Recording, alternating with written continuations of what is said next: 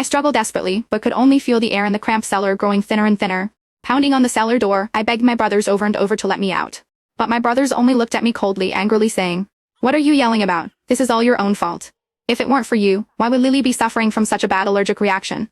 We've clearly been too nice to you, that's why you keep bullying and tormenting Lily. Just stay in there and think about what you've done." With that, William personally wrapped chains around the door while Henry piled heavy objects in front of it, eliminating any chance I had of saving myself. Now, watching Lily fake minus smile at my brothers, I let out another bitter, mocking laugh. "Brothers, the sister who loved you most in this world has been killed by your own hands." Lily tugged on James' sleeve and said in a pitiful voice, "Big brother, don't be angry anymore.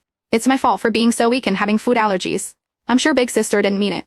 Please don't blame her." James' expression instantly darkened. He said coldly, "That wretched girl, we've clearly spoiled her too much, letting her develop such an arrogant and domineering personality." William's eyes flashed with surging anger. The older she gets, the more narrow-minded she becomes. If it weren't for her, how could Lily have ended up in this state?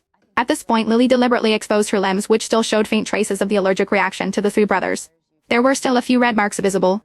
Henry gently stroked the skin that still bore slight redness. "Does it still hurt, Lily?" Lily lowered her head, her voice trembling as if she was about to cry. "It doesn't hurt. Really, it doesn't." The anger in William's heart was thoroughly ignited. He shouted furiously, "If we got into the hospital any later, it could have been life-threatening for Lily. And after all these days she hasn't even sent a single message. She truly shows no remorse at all." James spoke with even greater fury. "Go bring that wretched girl here to apologize. I don't believe she can keep refusing to say sorry." William and Henry joined in angrily. "It's all because she's relied on our support. Now that she's done something wrong, she must face proper punishment." They turned to the servants and thundered, "What are you all standing around for? Hurry up and bring that ungrateful brat here. And bring our disciplinary cane too." If it weren't for Rachel deliberately putting seafood in the meal, how could Lily have suffered in the hospital for 3 days? It's time to set the rules straight in this household. The servants didn't dare disobey and hurried off in my direction. I let out a despairing, bitter laugh. My brothers hadn't even investigated the truth before arbitrarily deciding I was guilty.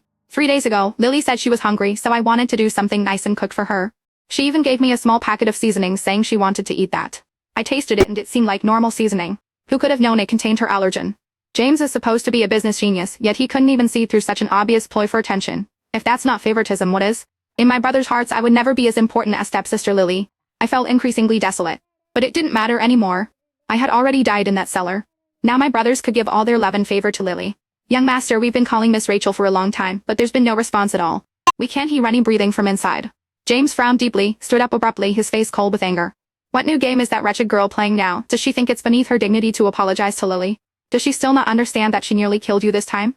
Lily tugged on James' sleeve again and said sadly, "Big brother, it's okay. I'm just an orphan. I don't deserve to have big sister apologize to me."